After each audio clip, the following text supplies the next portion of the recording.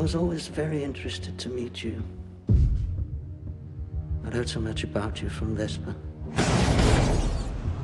If she hadn't killed herself, we would have had you too.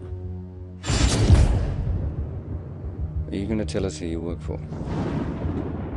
The first thing you should know about us is that we have people everywhere.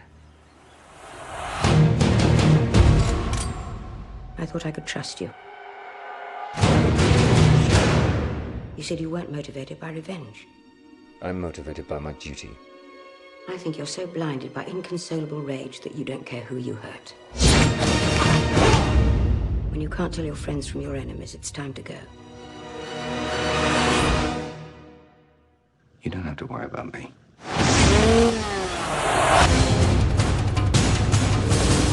Restrict Bond's movements. Put a stop on his passports. Find Bond. How long have I got? 30 seconds.